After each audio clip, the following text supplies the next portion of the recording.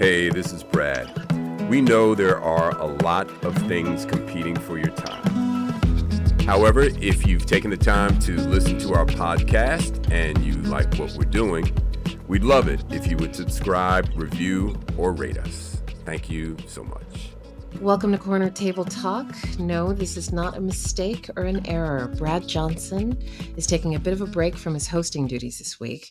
And we are, pun very much intended, turning the tables on the corner table, where I'll be host for an episode and interview the man himself. So I'm a reporter for Eater Los Angeles, a restaurant, food, bar, hospitality journalist for a publication that's very specific to LA. And I cover every aspect of this industry.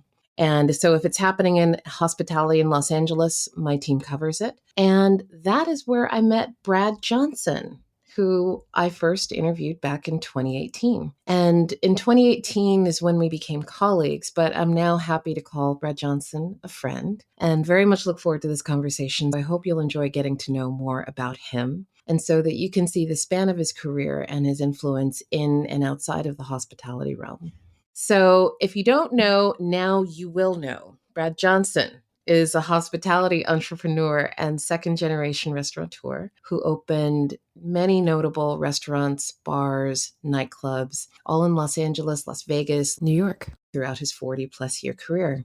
Brad's career started in the mid-'70s at his father Howard's legendary Upper West Side restaurant called The Cellar, and spots like the 2020 Club, which he partnered with superstar songwriter producers Valerie Simpson and the late Nick Ashford. Brad also opened the New Orleans-style hotspot Memphis in New York, and along with Windows, a 10,000 square foot dining restaurant in downtown LA, a huge space, by the way, in addition to opening the famed Roxbury in 1989. Yes, the Roxbury, that one, which had such an impact on club and nightlife culture, but was immortalized in the 1998 film starring Will Ferrell, Night at the Roxbury. What a different time and era for Los Angeles, or any city for that matter. An amazing one too. And then he also opened in 1993 Georgia with partners, and I can't name them all, but there's some really great names amongst the company that went there and invested there, like former Laker Norm Nixon and Denzel. I don't need to say his last name, it's Denzel. But he didn't stop there. He also opened Post and Beam, which is when I got to know him, in a part of Los Angeles that doesn't really have many sit-down places to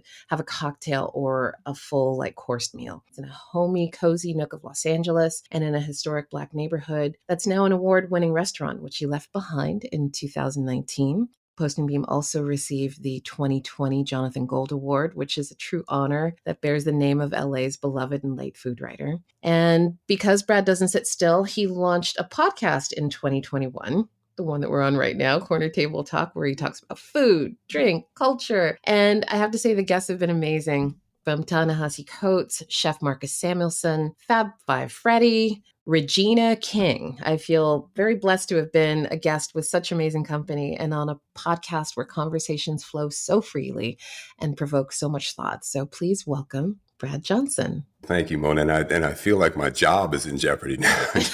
You're way too good and way too smooth. So I might have to find something else to do. Not at all. You please stay in this position because you're so good at it, and I enjoy it every week. So don't you dare. I'm gonna just jump right in and give you some rapid fire questions. And are you ready? I'm ready. Let's go. As someone who takes their playlists, their personal music playlists, very seriously, what are you listening to these days? I know you're a former and probably still current music head. Maybe you can relate to some of these choices of mine, but I bounce around a lot, and depending on what I'm doing, like if I'm working, writing, I need no vocals. So that means Keith Jarrett or some kind of solo piano or classical. In terms of stuff like I'm on my bike and I'm active, I've been into the Dramatics. Did a great album, Drama 5 in 1975, which I've been listening to on repeat recently quite a bit. But I bounce between Gil Scott-Heron, Nina Simone, my son, Bryce Vine. I love his music. I really do. Not just saying that. Miles Davis, Joni Mitchell, and one of the newer artists, Cleo Soul, her album I really love. Always Chaka, always some Valerie Simpson, Nick Ashford, that playlist. I do. Where are you ordering out from the most? Any kind of takeout that you get on a regular basis, like a place that you just can't stay away from? My wife and I, we cook a lot at home. And typically, if we order out, it's the simple stuff. It's like pizza. I know that sounds a little boring. That's Not what at we do. all. My son is a big, he spends way too much money on ordering out, but I'm a simple guy and I like to actually go out to eat. So I'm not a big order at home guy. And when you do go out, where do you like to go?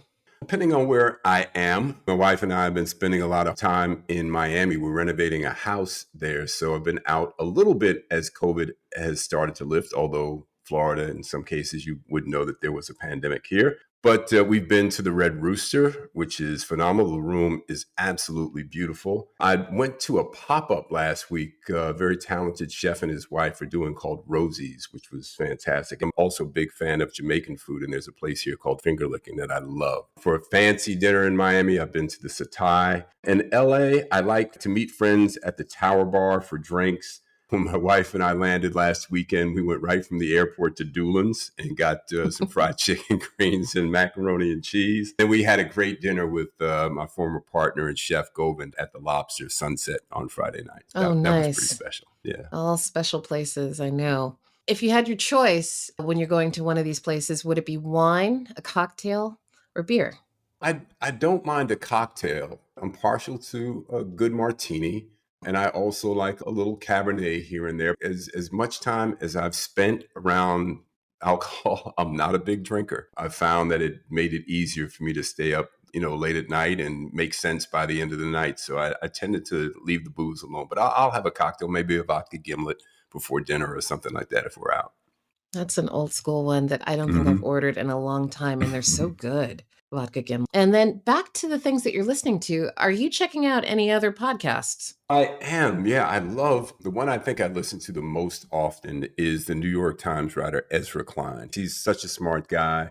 I've tried to study his style a little bit because I just think he's so prepared for his guests. I tend to listen to that quite a bit. 2020, Mona, was a challenging year. I discovered a podcast called 10% Happier, a guy named Dan Harris. And I just felt that I needed something to help me with just feeling a little bit better. The last couple of years, we'd left LA and away from family and with all that was going on in the world and the pandemic. And I found that Dan Harris's show, 10% Happier, just dove into a lot of Buddhist meditation and how to be just 10% happier. And Yeah. I'll take 10% happier any day. Okay. Now that we've gotten through all of those rapid fire questions, I'd love to start at talking about your roots, namely your parents, Howard and Phyllis. I've spoken to a couple of your friends, some close friends that you've known for decades, and each one of them mentioned how much your parents meant to them. From what everyone described, your father was absolutely larger than life, gregarious, funny, handsome. Your mother was very down to earth, very sweet, very kind. What was it like growing up in the household that you did? Just give us a sense of what that was like. Sure. My mom was Italian, my dad was black, and they took a chance getting married in the early 50s when, interracial marriage was not legal everywhere. Two very distinctly different personalities. My father, as you described him, was very outgoing, charismatic, funny, quick-witted. My mom was, the homemaker, and she worked her entire life. In fact, once we started getting into the restaurant business, my mom was always a presence in whatever restaurant that I had. She became an event planner. I've heard people say that maybe I get my hospitality gene more from her than I do from my dad, just because my mom, being the Italian mom, she just wanted to take care of everyone and make sure that everybody was good. So growing up, it was interesting. It was at a time when there weren't a lot of mixed kids around.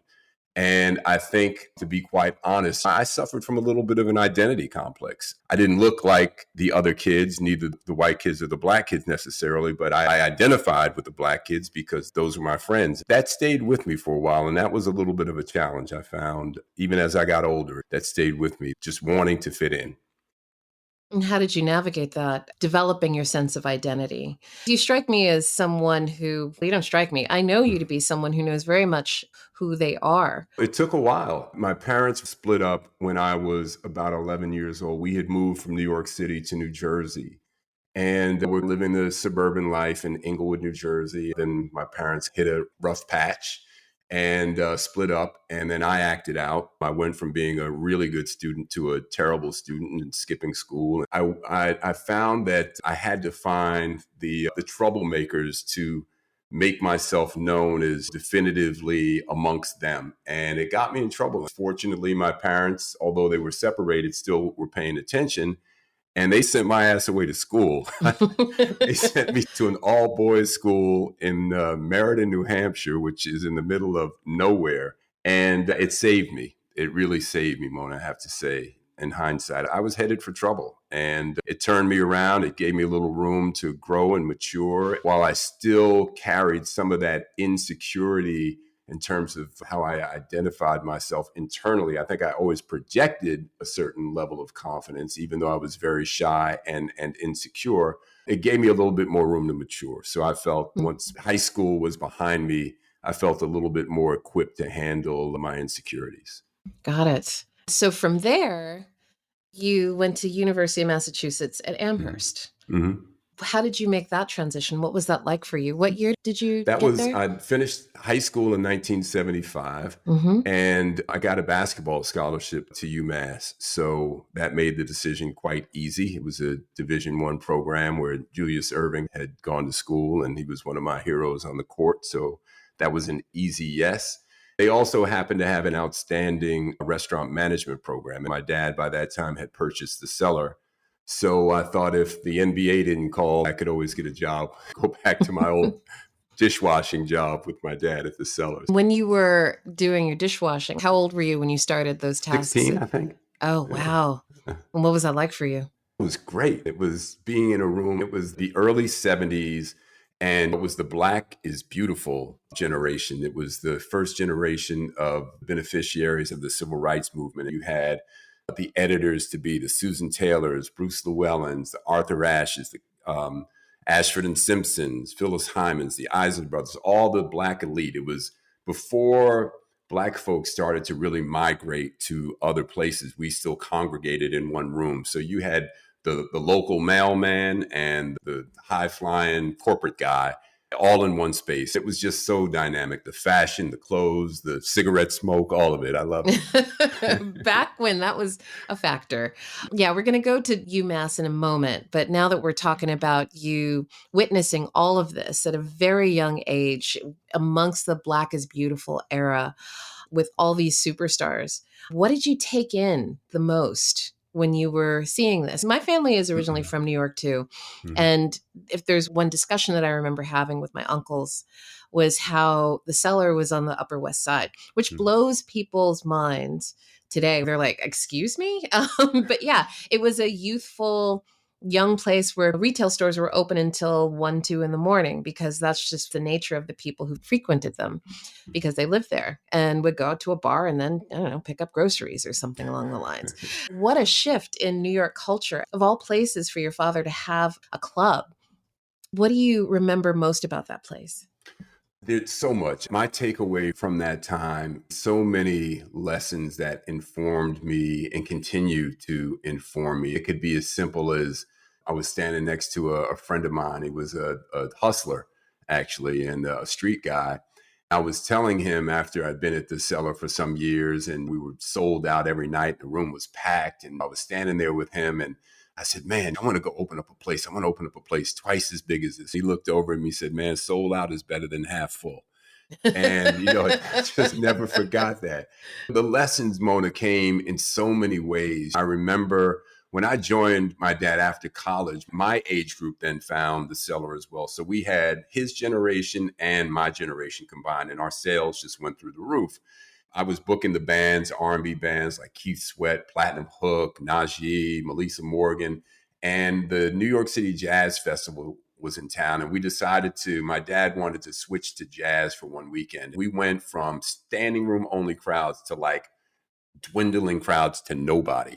And the same guys that would come in and make a beeline over to me to shake my hand so that they could show that they knew the owner would walk right by me and ignore me. It just stayed with me. And I realized at that point that it's not about me. As cool as you may think you are, because you've got these things around you, that can change. So know who your friends are. I took many lessons from that time. I'm sure. including knowing that it's not always about you, is probably a life lesson that everyone could learn early to get through the bumps in life. So let's go back to UMass and having a basketball scholarship. It's 1975. Mhm. It was a hell of a time to be in Massachusetts in general. Would you agree? I certainly would. UMass was a little revolutionary, quite honestly. We had a Black Cultural Studies department and a place that we would all congregate. There was a Caribbean restaurant in the basement. It was called the New Africa House. And a very strong musical presence there. Max Roach, his son, also went to UMass, a good friend of mine. To give you an example of the consciousness of the African American student body at UMass, we played in an arena called the Cage, which was their old gymnasium. They now have a new gym and it's very fancy. Back then, we played in a place called the Cage with a dirt track around the inside. It was still a fun place to play. But prior to our game starting, when they would sing the national anthem, all of the Black students would sit in one section and they would not stand during the national anthem in 1975. It was an environment like that. Boston was a tricky place to go and play. We would play in Boston a couple of times and had the N word shouted at us from various places. And it had some rough spots, but UMass, the campus was amazing. I remember when I decided to go there, I was visiting there in the spring before we actually agreed. It was a beautiful day and they were playing frisbee on the lawn and Marvin Gaye was blasting out of dormitory windows and the people were playing basketball outside and it just looked like a lot of fun. And I think that's what did it for me. I know I should sound a little bit more cerebral and that it was a scholastic choice, but what I saw was the vibe and I was feeling that. Got it. Then when you left, that was when you realized, okay, I'm going to go back to my dad's business and really get my feet wet. Did you even start to visualize what you wanted for yourself in the hospitality game? I would say no. I had some idea that, yeah, of course, I had a business that I could walk into. I had been working there every summer between my years at UMass. I was familiar with the work environment. It's interesting because I don't know that restaurateur was something that I consciously thought about. But then as I would see my dad, I modeled his style, wore the blazer that he wore, the Gucci loafers that he wore, and the tan slacks that he wore. He really created that image for me in my head. That was something that I could actually be, not just a restaurant owner, but there was something specific about being a restaurateur. I think that certainly got instilled in me from my experience with my dad. But then my ambition kicked in and I wanted to get out on my own and see if I could replicate what he had done. That brings me to my next question. Of all businesses to get into, hospitality, nightlife, restaurants, the failure rate is so high. Why on earth get into this crazy business?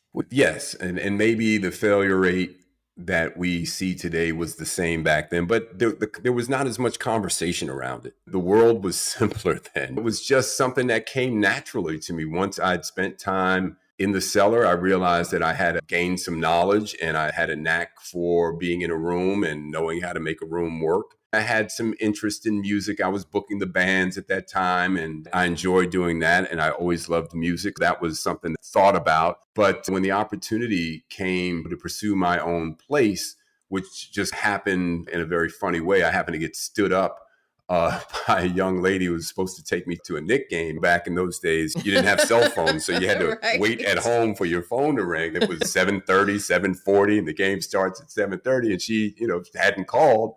So I went for a walk down Columbus Avenue and just decided to pop into a little bar that had the game on. And long story short, I met a young lady who knew Carly Simon, who I had met on Martha's Vineyard, and her boyfriend had just leased a space across the street, and that became Memphis. So that's Right. how things happen. Okay, let's talk a little bit about Memphis. Okay. It's on the Upper West Side. From all the reading that I took in about Memphis and other folks who have been, they felt like you were bringing different cultures and ideas into one room, and also that a New Orleans style restaurant back then just didn't really exist outside of New Orleans. So it seems like a very bold step to take something that's largely unfamiliar and undone. It feels, or at least my experience with successful restaurants, when you bring certain cultures into a room and it just sticks, it just jibes. Why do you feel like Memphis became such a popular spot for people to hang out? Well, for one reason, my partner in the venture, Al Corley, he was originally the Stephen Carrington character on Dynasty. Right. Al had fantastic taste. He found this beautiful space and he located our chef, a guy named Richard Hughes, who has since moved back to New Orleans and owns a fantastic place. Mona, if you ever get there, you go to the Pelican Club. He's owned this place for 25 years in New Orleans, and it's fantastic. So we had Richard, we had this beautiful space. And another friend of Al's, a guy who had studied Egyptology at Yale, an architect named Todd Ruff, who has become a brilliant friend of mine, who also designed Georgia in LA. These amazing people came together, and Memphis was born out of all of that sweat and inspiration and ideas and talent. You talk about a culture clash. Again, we're back in the mid 70s, the late 70s, and that seems not that long ago. But the truth is that our clientele at the cellar was, I would say, 98 or 99% Black. There was some concern. We were only 20 blocks away at Memphis. What would happen when my dad's crowd from the cellar merged with the, Upper West Side crowd at 75th Street? Would that work? I was the only one of the few partners that had a restaurant in Manhattan. So it was likely that clientele was going to show up. And they did. And it was phenomenal. We had a lively bar. We had about a 75-foot bar. And I'd venture to say that it was the most integrated restaurant on the Upper West Side, maybe in Manhattan during its time. Jezebel had opened just before it in the theater district in Alberta. What she was doing there was certainly drawing a crowd, but Memphis was a unique place in its day. I think a lot of people remember it for that. Indeed. There's also something to be said about getting ahead of things in the hospitality world. Taking a type of cuisine or a concept that's been accomplished before is one thing and a fairly safe bet. But it seems like you tried to do things that weren't really done before in the neighborhoods that they were in, which is risky, extremely. I've been covering this industry for a long time, and I do wish that more restaurant owners would take into consideration certain elements and do a proper profit and loss statement and figure out whether their actual audience is in a specific neighborhood that they're in. But what we're talking about with you, with Memphis and Georgia's, was unprecedented. What brought you there? It's as much a sociological experiment for me as it is a culinary experiment. I see the world through the lens of black and white. I just do. I'm an American kid, baby boomer. I'm a Black man, but I am very race attuned. And in my business, I've seen how race plays out. Sometimes it's been to my benefit, sometimes it's been to my disadvantage. But each time, like in the case of Georgia, if you remember, Mona, this was 1992, 93. We were on the heels of the Rodney King verdict, and the city was polarized. I wanted to open up this upscale Southern restaurant on Melrose Avenue and bring a team of investors together, Denzel and Norm and Eddie Murphy, Kareem Abdul-Jabbar, but also Lou Adler, Connie Stevens. We had a mixed group of folks. And it was my vision that we would have this great place celebrating Southern food. I talked to Edna Lewis about coming out. Unfortunately, that didn't happen. But I really wanted this multi-ethnic, multi-generational room celebrating Southern food. That's what we had intended for Georgia. And that has been my motivation, to bring people of all kinds together. And yes, sometimes part of it is an inspiration with, say, Menemsha in Venice. That was inspired by the fishing village on Martha's Vineyard. We were very specific about how we did that restaurant. I had recipes from Ann Vanderhoop, who owned a place called the Aquina, a Native American on Martha's Vineyard, for banana cream pie. And I sent our chefs to Martha's Vineyard to go to all my favorite restaurants and get the recipes. On a culinary level, I'd like to think that I've been a little adventurous, maybe foolish sometimes, but definitely adventurous. I'm glad that you did. Let's talk about your move westward. You pretty much just said, I'm done with New York. I'm seeing some things. I got to make the move to the West Coast. I'm sure your friend circle was like, you're crazy. Why would you do that? What brought you westward exactly? I've read a few interviews that have said some things, but I'd like to hear it from your mouth. Why on earth move all your activities, your world, your life your friend circle west? There's the obvious attraction that anyone would have that's grown up in a climate that has four seasons and looking at California and the weather right there. That's enough of a reason to move. But the honest truth is, New York had begun to close in on me a little bit. I've always been someone who loved weather, so that was going to be a factor. One of my very close friends had gotten arrested and was facing some pretty heavy charges. He actually helped me with my financial start in the restaurant business, which is not a very widely known fact. My dad and I, when I decided to get involved in Memphis and open up my own place, my father and I had a breakup. He didn't want to see me do that.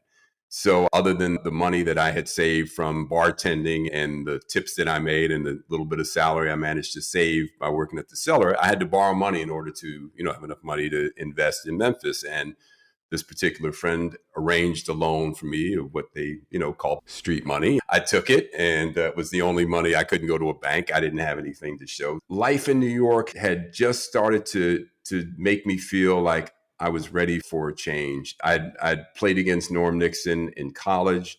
Norm and Debbie had been in New York for a sweet charity. Around the time I opened Memphis, we got reacquainted, and Norm had said, "Man, if you ever decide to come to LA, I'd love to do something with you out there." And I decided to, at some point, take him up on it. I had met Denzel. Denzel had actually been coming to my dad's place, the cellar. So before he was super famous, I knew him a little bit in New York. I just felt the energy was moving towards Los Angeles for me. And then, quite honestly, a lot of the folks that I knew were also moving to LA towards the latter part of the 80s. It just felt like a good time to make a move. Excellent. I'm so glad you did, because then I wouldn't have met you. Now, when you came here, you certainly made a mark, not just with George's, but the Roxbury became its own thing. I mean, beyond a nightclub where it doesn't matter what the generation is. They might know about Studio 54 and they might know about the Roxbury. And I'm sure that the movie has a role with that, but it was something different. Why do you think It that? was just one of those things when we had the right space on Sunset, just in front of the Chateau Marmont. The building was phenomenal. It lent itself to what we wanted to do. I knew that I wanted to have live music, and I knew that we wanted to have food. We also wanted to have a late night reason for people to hang out. And we felt that we could offer a one-stop shop. That's what the goal was. We put together a list of investors, again, with Norm Nixon's help, that included music impresarios, you name it. We had Raj Kanodia, a plastic surgeon, and people that were really important in the LA community. Then we got the benefit of the folks who were friends of theirs. Our first party at Roxbury was Michael Lippman, one of our investors, was in business with Bernie Taupin, who was Elton John's songwriting partner. And we threw a party for Bernie Taupin, and Elton John came, and it was on from there. I had Matt Robinson, who my dad and his dad had been friends, and I knew he was in LA and he was a cool guy and DJ and had a lot of, interesting friends. So I went to Matt and said, "Matt, I'd like you to DJ our place." And he did. Matt just started attracting all of the stars on the third floor. We had Roy Gaines playing blues on the first floor, and it was magic. It just worked. A buddy of mine, a guy named John Enos, was a big male model. He more recently was on Sex and the City as the well-hung stud, but a really handsome male model. John attracted Cindy Crawford and Christy Turlington and Naomi Campbell. It was the 80s, and the models were the superstars. So we combined the athletes, the models, and the actors, and it just all went crazy under one roof. It was a lot of fun. It sounds like a lot of fun. I'm sure it was also a lot to manage, to own, to operate, to navigate. Nightlife is not an easy thing. I am friends with two unnamed nightlife folks who are presently trying to get out because it is so hard. Yeah, I've often said that owning a place is not much different than hanging out in one. But that's, again, why I really don't drink much at all. I've been fortunate enough to stay away from drugs, so that's not an issue for me. But yeah, the late nights and the FaceTime, and it can wear you down. My knees and my hips attest to that. Not from basketball, though. I love it. Now, let's move on to Post and Beam, because this is, for those who are listening, Baldwin Hills, Crenshaw, Lamert all converge upon one another in Los Angeles, in South LA. Historic Black community where you walk down the street and sometimes there's nothing but Black people there. To walk into Post and Beam for the first time when I did when it first opened and seeing nothing but Black folks sitting down, ordering cocktails in a gorgeous space, I was elated because I just hadn't experienced anything like that in Los Angeles at that time. I still haven't from anywhere else. You launched it originally with Chef Govan Armstrong. What was your vision? Like, what exactly brought you there? I can't take credit for the total vision. Ken Lombard, who I've done a couple of projects with prior to that, just a mentor to me. Ken is the type of executive that, as they say, sees around corners. I was a partner with the BLT State Group, and Ken approached me and said, "Man, I'd like to, take you for a ride and show you this opportunity." And it was the Baldwin Hills Crenshaw Plaza. While I had friends in that neighborhood, Thelma Hopkins is an old friend of mine. She lives up the street from the mall. I had been in that neighborhood quite a bit. I never thought about doing any business over there. It just didn't look like it was ready for that. Ken drove me around and we went through all the neighborhoods, Ladera, View Park, Baldwin Hills. He discussed with me what the plans were for the mall and said, "Look, if you would do a signature place over here, we'll back it and give you the support that you need. And we know it's a risk, but we think that you're the guy, and will you do it?" I said, "Yeah, I'm going to need somebody on the culinary level that's prominent because I'm afraid that the press," this is before there was a Mona Holmes, "I'm afraid that the press is going to just overlook us if I don't have someone of credibility." Naisha Arrington was starting to make some noise, but she was in the islands at that time. I had met Govind at BLT and we clicked. And took him out there and showed him the space he said he was in. And that let me know that the culinary side of things would be taken care of. Mona, it's funny because it feels like full circle. Post and Beam is the closest thing that I've been involved with to my dad's place, The Cellar. Community-based, regular guests. We would see people in there 5-6 times a week. A regular bar crowd that I looked forward to every day at 4 o'clock. My Reggie's, Ron's, and Rob's, all the R's, they'd all pile into the Oh, I bar. met those Reggies and Runs when I sat there one afternoon, actually twice, and they came each time. Yeah. And it was that kind of place. And the food, of course, lived up to it. We had some challenges with trying to break the mold of what some of the folks expected from a quote Black owned restaurant serving the kind of food that we were serving. But I think they soon saw what our mission was. And I felt so embraced by that community out there. I have to say, the first time that I saw you walk through the door and sit down, I knew you were coming, but I didn't know you were you. Having been in the business, Mona, as long as I have, I know we've talked about this before, but it's so significant to me because for so long I didn't know any Black food writers.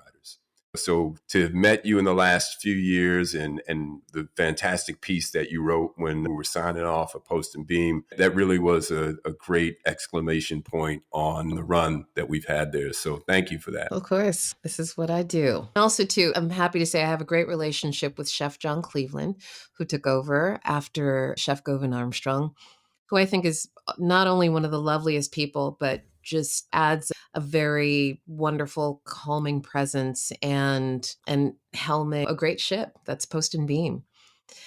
Back to, you mentioned something a second ago where you said that you had some challenges with introducing Post and Beam's food to some of the folks who frequent Black-owned restaurant like Post and Beam. And it reminds me of a tweet that I had that went viral last year because not just New Yorkers trying to place their New York-centric view on Los Angeles whenever they come out here to eat. We don't have chopped cheese, you guys. We do not have bacon, egg, and cheeses out here. We have breakfast burrito and Taiwanese breakfast. It reminds me of just how challenging it can be for chefs. I talked to mostly Black chefs who experience that. Where I had one chef mention to me because she makes soulful Caribbean food. And she said, "My mac and cheese is not your mother's mac and cheese. It's my mac and cheese. And that is what I'm going to serve you. If you want your mom's, go to your mom's." And how it can be really hard for her, she said, with certain audiences, but it can be hard in general and can sometimes make or break a place based on people's expectations. How have you managed that with a place like Post and Beam, which a lot of people assume that it's a soul food restaurant, but it's not. It's got a different flavor. It's got a different edge to it. Yeah, it's interesting. David Chang and I had him on the podcast, and we talked about that too, because he faced the same kind of resistance or surprise reaction from some traditional folks when he first opened up his ramen place in New York. For us, the objective was to represent the food that the clientele, we certainly didn't want to completely exclude some of the hits that we knew would work, the collard greens, cornbread, fried chicken. We knew we wanted to present those dishes. Mac and cheese. Mac and cheese is always like the litmus test. It's funny. I had someone yelp us and say, black folks don't put breadcrumbs on their mac and cheese. I'm like, Goldman's black. Now they do. But to your point, Post and Beam was a full service restaurant. And everything, every decision that you make affects something else. So if you at Doolin's, my wife and I are able to split one of their lunches, right? It's plenty of food for two of us, Yes, it but they is. have no servers, they have no host, they have no bussers. With Post and Beam, we had all of that. And so the food was served in smaller portions. It was meant for one. Side dishes were meant for one. The mac and cheese would have breadcrumbs on it. We wouldn't put salt and pepper on the table. Just these little nuances. And I think specifically, what should a black chef cook? A black chef should cook whatever a black chef wants to cook, just like any chef should. But sometimes the burden of expectation, as you mentioned, it's not like my grandmother did it, is the kind of reins that get put on a chef and a concept sometimes. I think it's unfortunate, but you also want to make sure that you're serving the audience. So it's a balance. I think that we did have to work that at Post and Beam, and I think we did finally find that. And now it's working great. I can tell you that John's doing a phenomenal job, and the food is fantastic. And a James Beard Award nomination as a result. So very proud of him. That doesn't hurt. By the way, Post and Beam was nominated as a semifinalist for this year's James Beard Awards, which is essentially the Oscars of the restaurant world. So everyone cross your fingers for Post and Beam. Of course, I'm biased to Los Angeles restaurants because that's what I am. I know we're winding down a little bit, and we've talked about all these amazing things and all these accomplishments and locations and places that you've lived. But it seems like you have managed to forge what I see as really great relationships amongst your accomplishments. Every person that I talked to said that this is the thing that you focus on and favor the most, your relationships with people, the side of your mom that wants to nurture and help people. To me, that is absolutely the definition of a successful restaurateur. But when I watched you walking around Post and Beam, it was almost as if you were talking to everyone like they had been your friend for 30 years. I assumed that you'd been friends forever, but no, they were just regular customers. What do you attribute that? I think if you're going to be in the hospitality business, you certainly should be hospitable. But I also think I go back to something that a really dear friend of mine who we lost several years ago said to me that really helped to calibrate this for me and put it in perspective. He said, never mistake your arrival for the event. That is how I approach this business. I'm not doing my job if I'm sitting there talking to Denzel and your rum and coke is empty and you're trying to flag a waiter down and I'm not even noticing. I'm not doing my job. As cool as it may look, I'm not doing my job. I always tried to keep that focus. I keep my eye on the door. When anyone's coming in, I make my way over to the door. When anyone's leaving, I make my way over to the door to make sure that I say thank you and good night. It's just basic stuff and all of the stuff in between. Yeah, it's an intricate business and there's a lot of moving parts and it's much more sophisticated than that. But basically, it does come down to the fact that you care about the experience that people are having in the room. That is your main objective. I'd like to think that I've been able to prioritize that and hopefully do a decent job of making sure that people were having a good time. Sounds like a simple formula. Maybe it is that simple.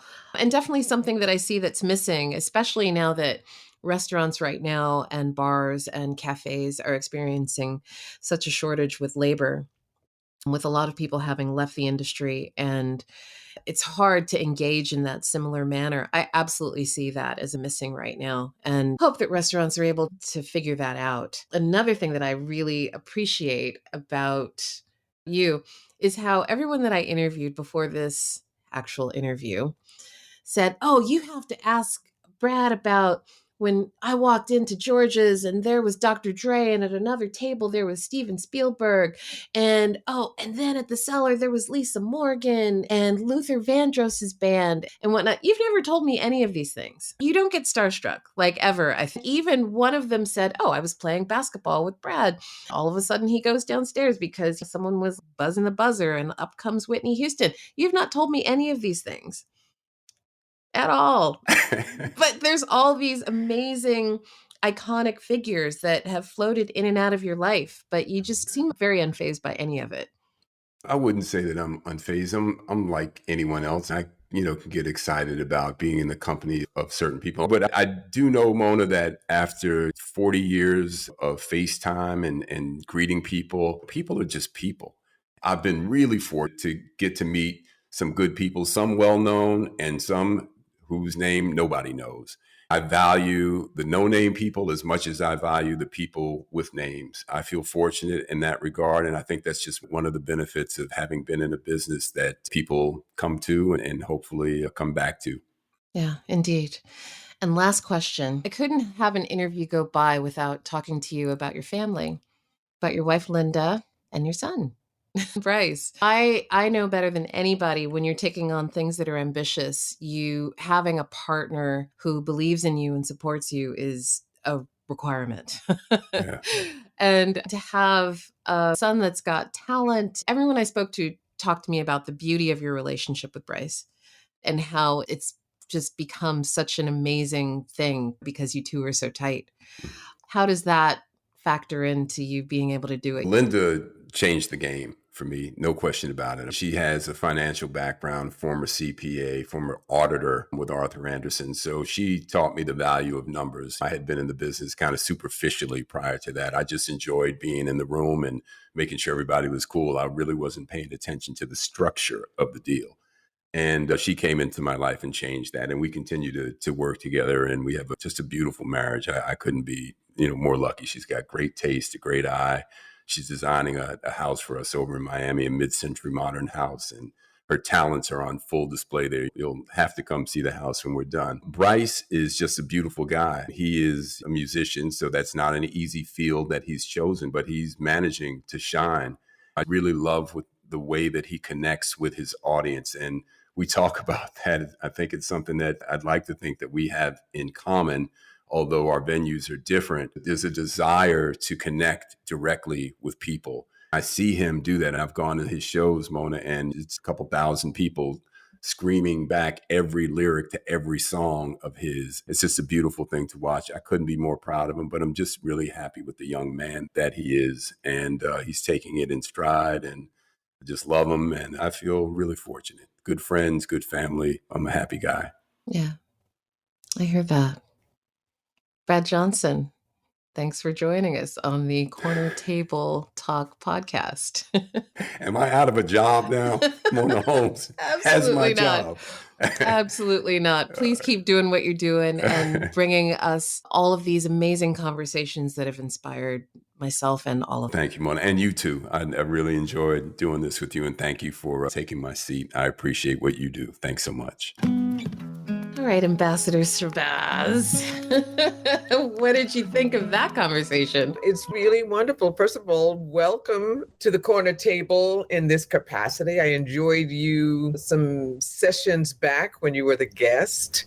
I was really excited to do this part. We both were in great anticipation with lots of respect for you. So for me, here and how we moving with a young lady that we admire, that we appreciate, that we understand, your lens, your gift, and to be able to share and talk and bring out of my dear partner and childhood friend, whom I think just goes unsung, actually, so often, to hear what was shared from root to gift, I have to say, because the Brad Johnson people get to know now as a seasoned person is the same Brad Johnson in nature and spirit, character that I knew as a teen. It was really great. This was good. This was fun. I appreciated it. He deserves it. He deserves all things good, I have to say. 100%. Your relationship, how old were the two of you when you met? Teenagers.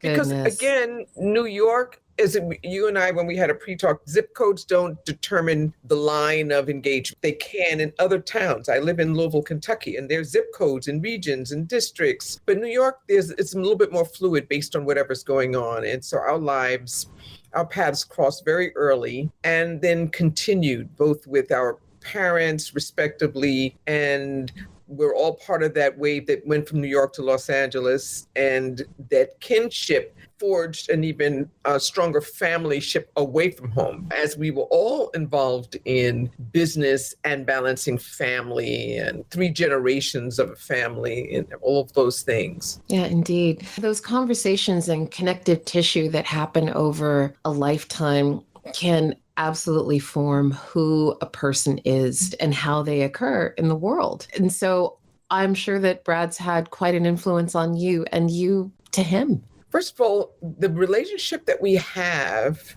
especially now in our 60s and into the next generation of raising our families, is both reflective and in real time, as well as projectional. There's no judgment, no critique. It's just real acceptance. It's real kinship, real brethrenship, knowing each other from a previous life, so to speak. And we are in sync when it comes to aspirational giving. So it's not just how do you combine that business sense, that thing that moves you, but then what moves us most in each of our respective fields is how the beneficiaries benefit, how the others that we are with and around. So most people always knew him when they walked into a restaurant. I've been in restaurants and people say, Brad here? They don't even say what's on the menu. They want to see him. He's part. But the same thing happened with his dad. Where's Howard? That was part of the welcoming. It's like going to your grandmother's house. You don't go if she's not there. You want to feel her in the house, in the room, smell the seasonings when you pull in the parking lot. You're in the right spot, that kind of thing. That's the atmospheres for nearly 40 years that have been created in 2 generations of all things Johnson that made people loyalists. Yeah. Supporters, continuums. And what's really beautiful to me about Post and Beam is that there is yet another continuum. While it's not direct lineage, but it feels like it. And that's what we come from. We really make sure that the arteries of continuity are always intact. Yes, we do. Did you ever, well, considering that Brad's mother was Italian, did you ever go over for Sunday dinner? No, I didn't go to her house for Sunday dinner, but I've been in a whole lot of Italian homes. Of course. Notwithstanding in New York, but I didn't always think about what the person was because they were always just a part of you. I had to remember that distinction. She was family. She was my brother's mom. And when I got to Los Angeles, I was hers as well. There was no beat skipped until she made her transition into the world. She was a part of my heart all the time. But what's different in New York, and we talked about this before as well as you referenced it in your interview, is that no matter whose home you went to, that origin was the definer of your own culture that night. So if it was an Italian home, you were an Italian having dinner, and you didn't forfeit who you were, but you joined in the culture, in the atmosphere, in the seasonings, in the plate, the palette of what was defining the dinner that night. For me, I had to travel to realize other places that people may not have been that fluid. And so for me, culture is always key. No matter where I am, is daring to introduce it and knowing that you're going to have to teeter-totter while people get used to the new culture or bridging that culture. Very exciting to hear this interview. I smiled all the way through. I think that's a great way to complete this with what you just said about culture being key and everything. Yeah. And it's sharing it, just sharing. Yes. Sharing it is what is the most exciting part of my job. And learning more about Brad and how he shares it is just incredible, as well as you. Ambassador Shabazz, thank you so much. It's been a real honor and pleasure both to listen to you on the corner table, to have you with me on How We Move, and maybe we can find a way to continue this pendulum of sharing so that more and more people understand the heartbeat in the exchange of food, culinary, the business aspect, but just really the fellowship component is really very key. It is. That all right. Seems like a wonderful way to conclude and assure that there's a continuum. Indeed. Hope to see you again. Likewise.